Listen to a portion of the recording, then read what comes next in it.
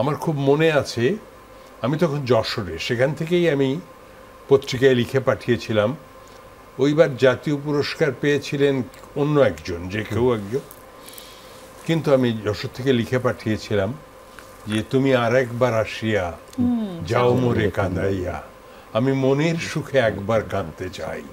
এই গান কি করে জাতীয় পুরস্কার না পেয়ে অন্য কোনো গান জাতীয় পুরস্কার পায়, এটা আমি পত্রিকায় লিখেছিলাম।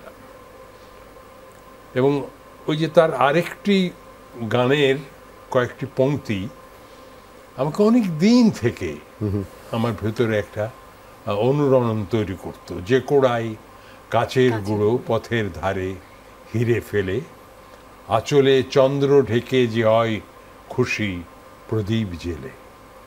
হ্যাঁ, এই যে দুটি পংক্তি, এবং ছবিটা দেখবার পরে এটা এত বেশি মনে হয়েছে যে এই দুজনে একই জায়গায় আছে, কিন্তু কে যে সেই মানে হীরা না চিনে কাচের গুঁড়ো, যে কোড়ায় কাচের গুঁড়া পথের ধারে হিরে ফেলে, তারই পথের পাশে সেই হিরেটা আছে, সে চিনছে না। এটাকে গানের ভাষায় এত চমৎকার করে বলা। তো এই সমস্ত ক্ষেত্রে পুরস্কৃত না হলে খুব কষ্ট লাগে নিশ্চয়ই, এবং আমার বিশেষ করে লাগতো।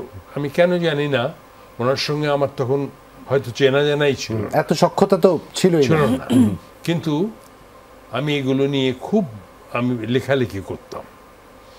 আমি লেখালেখি করি কিন্তু অনেক দিন থেকে, চিত্রালি থেকে আরম্ভ করে পূর্বাণী, সিনেমার যে পত্রিকাগুলো ছিল, আর এমনি পত্রপত্রিকা তো আছেই, ইত্তেফাক বিশেষ করে তখনকার সময়।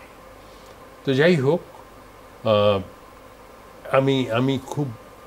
আমি খুব বিস্মিত এই চমৎকার যে শব্দের ব্যবহারগুলো উনি করেছেন এই জায়গাতে, কিভাবে ভাবতে পারেন, বিস্ময়।